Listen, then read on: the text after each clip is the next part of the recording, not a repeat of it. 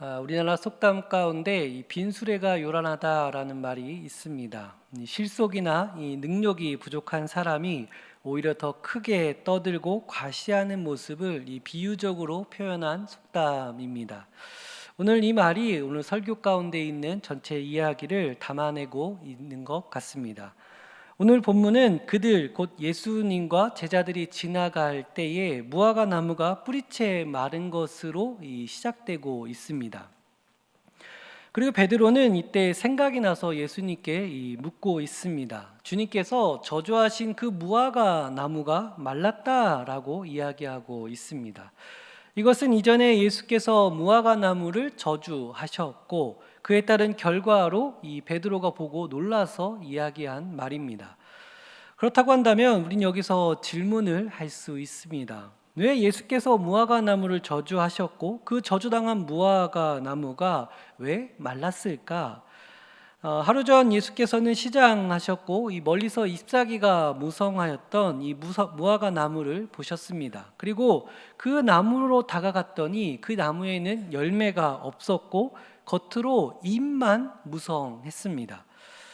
사실 이 시기는 6월절 곧 3월에서 4월에 해당되어집니다. 무화과 나무는 본격적으로 6월에서 8월 사이에 열매를 맺는 나무이기 때문에 당연히 이 시기에는 열매가 없게 되어 있습니다. 그런데 보통 이 파그라 불리는 작은 열매, 그러니까 열매의 기초가 되어지는 것들이 이 시기 때에 생겨나게 되어 있습니다. 그러니까 당연히 잎이 무성했다라고 한다면은 이 작은 열매, 그 열매의 씨앗이 될 만한 것들이 달려 있어야 했습니다. 여기서 예수님은 큰 열매를 기대하신 것이 아니라 그 열매 맺을 가능성, 작은 증거라도 그 속에 있기를 바라였던 것입니다. 따라서 예수님은 겉은 풍성하지만 속은 비어있는 이 무화과 나무를 저주하신 것입니다. 그리고 오늘 제자들이 본 이 뿌리채 마른 무화과 나무는 열매 맺지 못한 모든 나무를 상징적으로 나타내고 있습니다. 이 뿌리채 말랐다라고 하는 것은 더 이상 그 나무가 회생 불가능한 상태, 곧 온전히 심판받은 상태임을 보여주고 있습니다. 무화과 나무는 겉은 무성했으나 속은 열매 맺을 그 가능성조차 없었던 것입니다.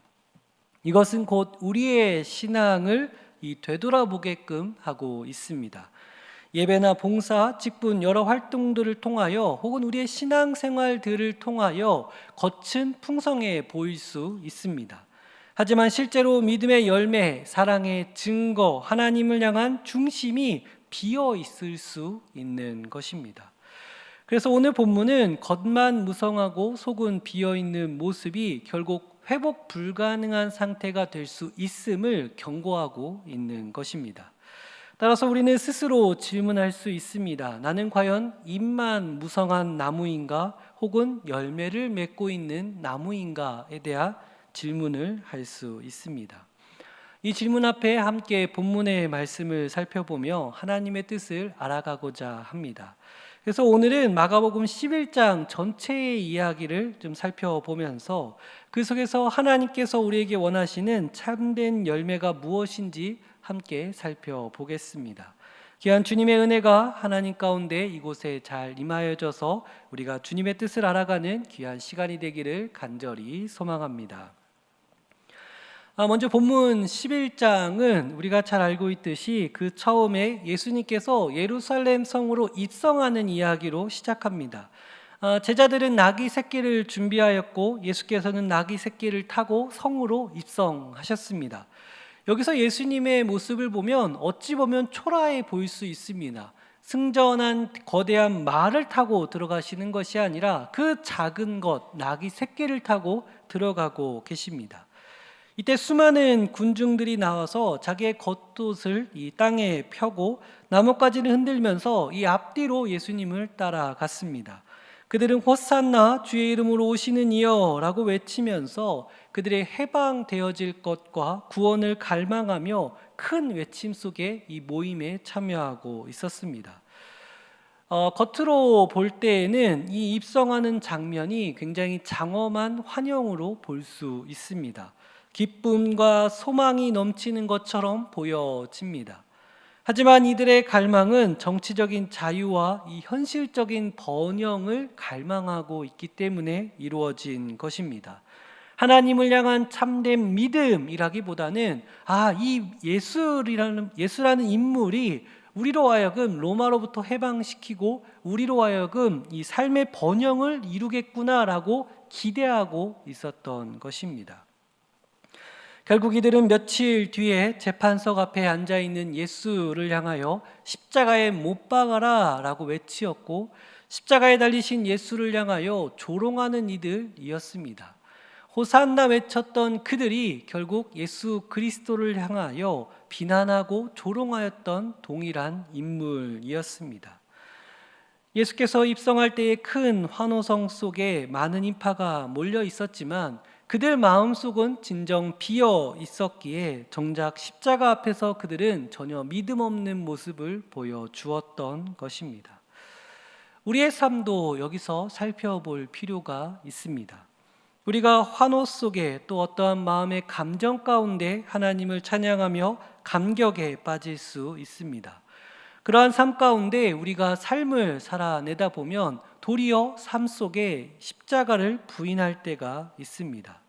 우리가 십자가를 응당 지고 가야 함에도 불구하고 믿음으로 하나님의 뜻을 드러내야 할 그때에 정작 십자가를 부인하는 우리 삶의 모습이 있다라는 것입니다. 겉으로는 신앙인으로서 화려하고 풍성하게 보일지 모르지만 정작 그 중심에 하나님을 향한 믿음이 비어있지는 않은가 우리가 되돌아볼 필요가 있습니다.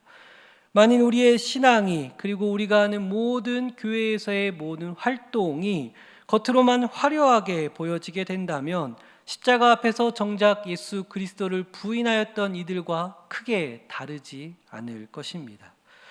그리고 본문 11장 12절은 이 말씀들을 연결하여서 이렇게 표현하고 있습니다. 11장 12절은 이튿날이라는 표현을 통하여 계속해서 사용하고 있습니다. 그래서 11장 전체의 이야기가 하나의 이야기로 흘러가고 있음을 보여주고 있습니다. 예수께서는 그 다음날 입성하신 후에 매우 시장하셨습니다. 멀리서 잎이 무성한 나무를 보고 다가가셨습니다. 예수께서는 작은 열매의 흔적이라도 있을 것을 기대하고 계셨던 것으로 보여집니다. 그러나 가까이 갔을 때 잎만 무성하였을 뿐 열매의 그 기초조차 보이지 않았습니다. 계절상 큰 열매는 아니더라도 그래도 무성한 잎사귀만큼 열매의 흔적 하나라도 있기를 바라셨지만 겉은 푸르고 무성하였으나 그 나무는 정작 아무것도 지니고 있지 않았습니다. 이에 예수 그리스도께서는 네가 영원토록 열매를 맺지 못하리라 라고 선포하였고, 이 선포는 오늘 우리가 읽은 본문과 연결되어져서 그대로 말라버립니다.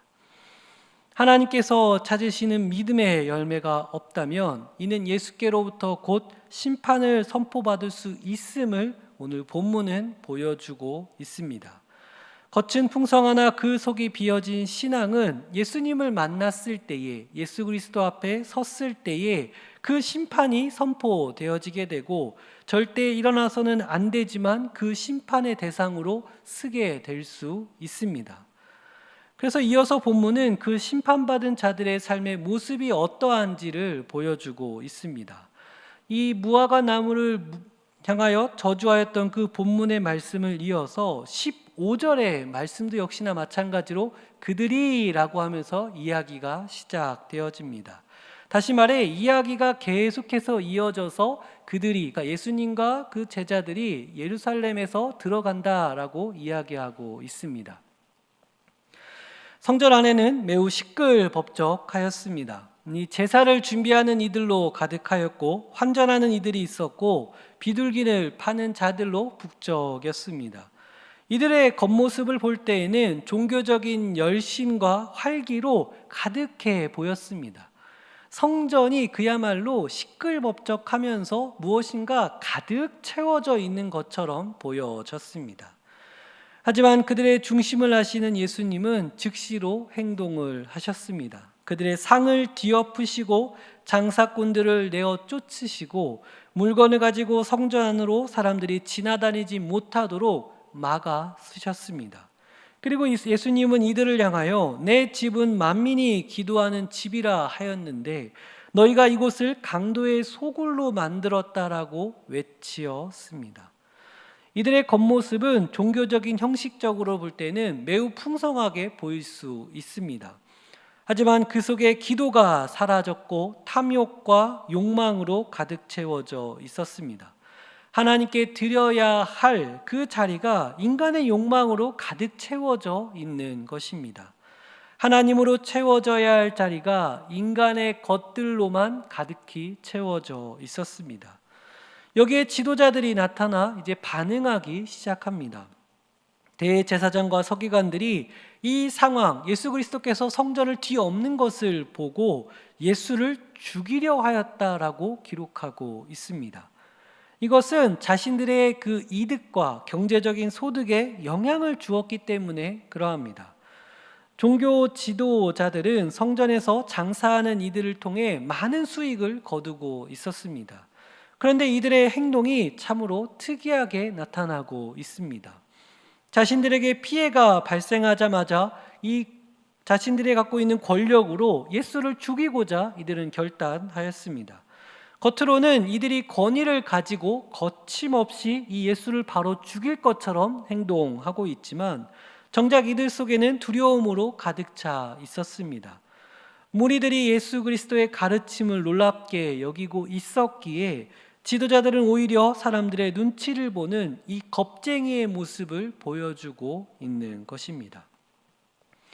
믿음을 잃은 자들, 믿음 없이 사는 자들의 모습이 이와 같지 않는가 생각해 봅니다. 믿음을 잃어버린 그 자리는 경제적인 이득과 이 풍요로운 물질적인 자리가 자리 잡게 되는 것 같습니다. 성전이라 할지라도, 다른 표현으로 하자면 우리가 신앙생활을 하는 그곳이라 할지라도 그곳에 믿음이 없으면 돈, 경제적인 이득이 그 자리를 차지하게 되어 있습니다. 그래서 예수님은 이들을 향하여 강하게 질책하고 계십니다. 너희들의 이득을 통하여 하나님의 성전을 자신을 위하여 이용하지 말아라 라고 이야기하고 있습니다. 우리가 이 부분에 관하여서 사실 깊이 고민해 볼 필요가 있습니다.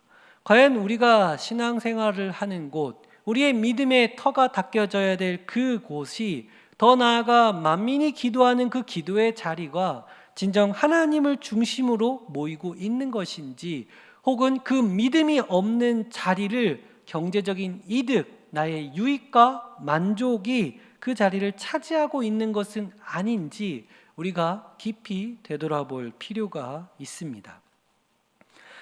이어서 다루고 있는 본문은 우리가 20절에서 방금 전 읽었지만 이 그들로 또다시 연결되어져 있습니다.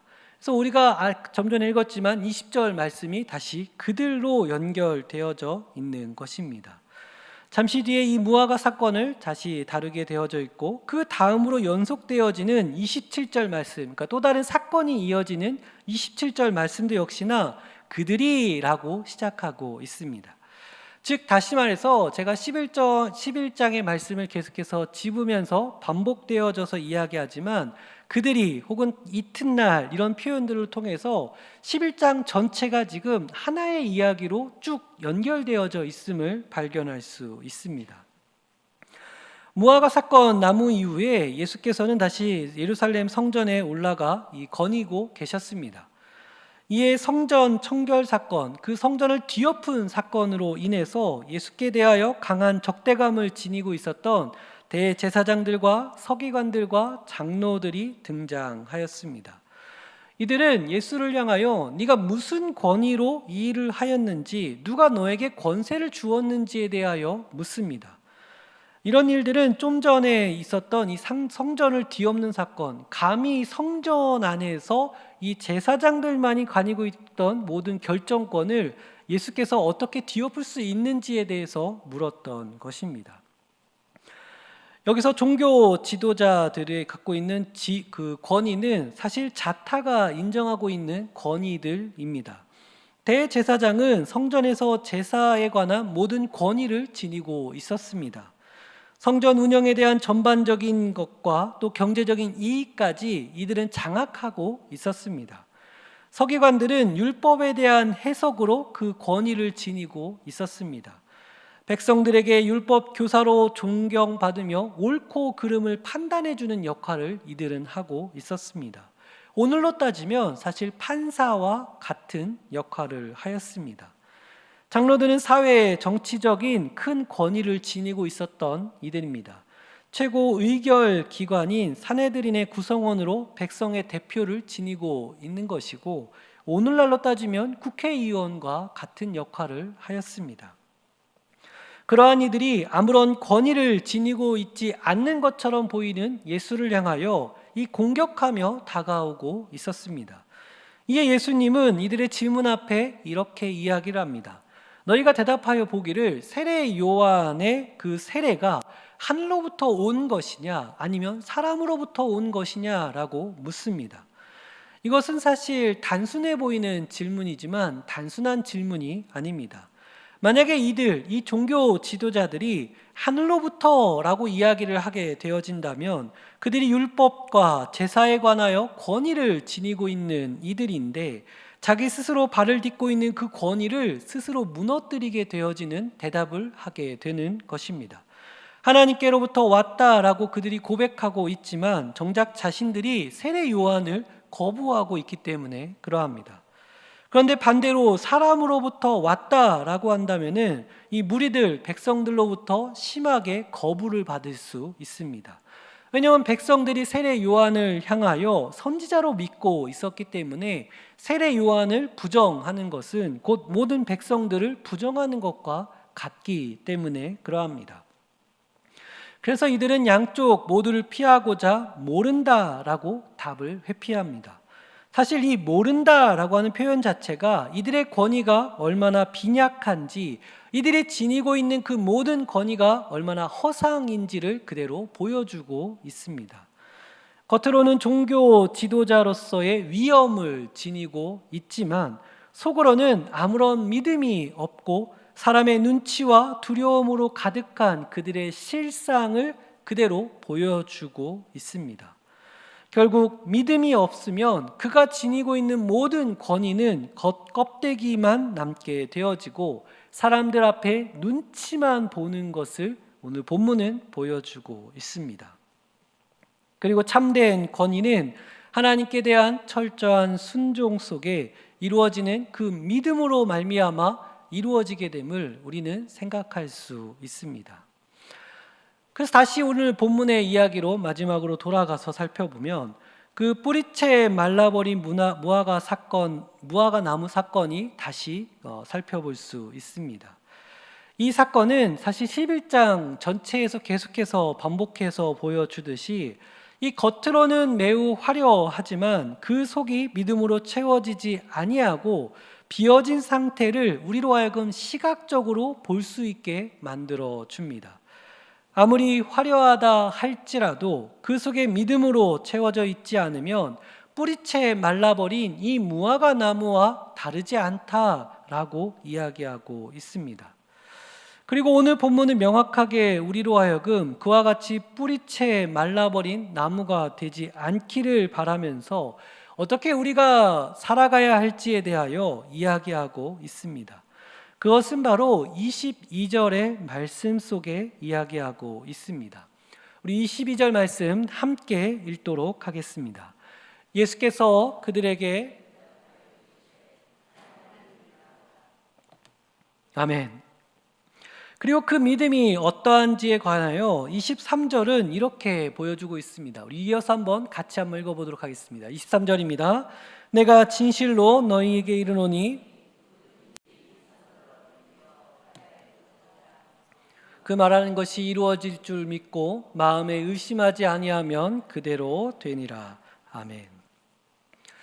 예전에 이 구전으로 전해져 오는 이야기가 있습니다. 어느 믿음이 좋은 한 권사님이 계셨는데 이 어느 날 예배 시간 가운데 지금 방금 전에 읽은 이 본문의 말씀으로 설교를 듣게 되어지십니다.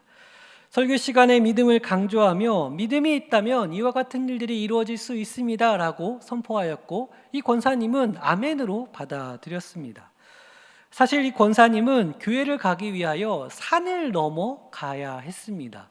그 당시에는 교통편이 좋지 않았기 때문에 걸어서 산을 넘어 교회로 갔고, 또 교회의 예배를 마치고 나면 또다시 산을 넘어 집으로 향하셔야 했습니다. 그래서 산을 넘어가는 일들이 너무 큰 고생이었기 때문에 이 말씀을 듣고 난 후에 산을 넘을 때마다 이 권사님은 기도를 하셨습니다. 주님, 믿고 구하오니 이 산을 들어 바다에 던져 주시옵소서라고 매일 걸어가면서 기도를 하셨습니다. 얼마의 시간이 흐른 뒤에 놀랍게도 근처 바다를 메우는 간척 사업이 이루어졌고, 권사님께서 오가시면서 기도했던 그 산을 파서 바다를 메우게 되었습니다. 그러니까 기도한 그대로 산을 들어 바다를 메운 사건이 일어난 것입니다. 오늘 본문의 이야기는 믿음을 강조하고 있습니다. 누구나 산에 올라가서 이와 같이 기도하라라고 하는 뜻이 아닙니다. 핵심은 믿고 구하는 그것이 받은 줄로 믿고 간구해야 한다라는 것입니다. 그리하면 그렇게 되어질 것이다 라고 예수께서 선포하고 계신 것입니다. 그러면 이제부터 우리는 믿고 될 줄로 믿고 무엇이든지 구하면 되겠다라고 생각할 수 있습니다. 놀랍게도 본문은 그러하기에 25절의 말씀을 특이하게도 바로 이어서 우리에게 보여주고 있습니다.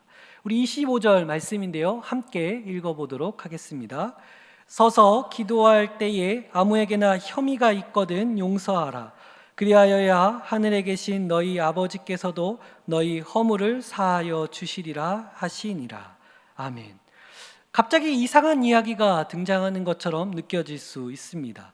믿음의 이야기를 하다가 용서의 이야기로 갑자기 전환되어집니다. 이것은 믿음을 겉으로만 이루어지는 그 믿음이 아니라 진짜 믿음을 이루어질 수 있게끔 만들어주기 때문에 바로 이어서 이야기가 등장하는 것입니다. 이렇게 우리가 이해할 수 있습니다. 하나님은 먼저 우리를 용서해 주셨습니다. 그 은혜를 믿음으로 우리는 받아들인 사람들입니다. 먼저 용서받고 그 믿음을 지닌 자들이 우리입니다. 이 믿음은 반드시 용서하는 삶으로 드러나게 되어 있습니다. 내가 진정 용서받았다라고 믿는다면 그 믿음이 삶에서 용서로 나타나야 한다라는 것입니다. 왜냐하면 우리는 용서받았기 때문에 그러합니다. 그래서 내가 먼저 용서한다라는 것은 하나님께로부터 내가 용서받았음을 믿고 있다라는 것으로 보여주는 것입니다. 용서는 어떠한 도덕적인 행위가 아니라 그 믿음의 열매로서 드러나게 되어 있습니다. 그래서 이 믿음을 증거로 다른 사람을 용서하는 사람이야말로 진정한 믿음을 지닌 자들이고, 하나님은 그에게 있어서 사함을 선포하신다라고 본문은 이야기하고 있습니다.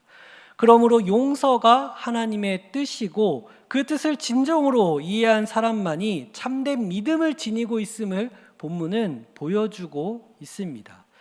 결국 11장 전체의 이야기, 나아가 우리가 살펴보았던 20절에서 25절의 이 무화과 나무가 마른 사건은 모두 믿음을 강조하고 있습니다. 그래서 우리가 믿음 없이 살지 말 것을, 혹은 겉으로 믿는 척하며 살지 말고 진정한 믿음을 소유하여 살 것을 이야기하고 있습니다. 말씀을 정리하고자 합니다. 오늘 우리는 겉은 무성하였으나 열매 없는 무화과 나무를 살펴보았습니다.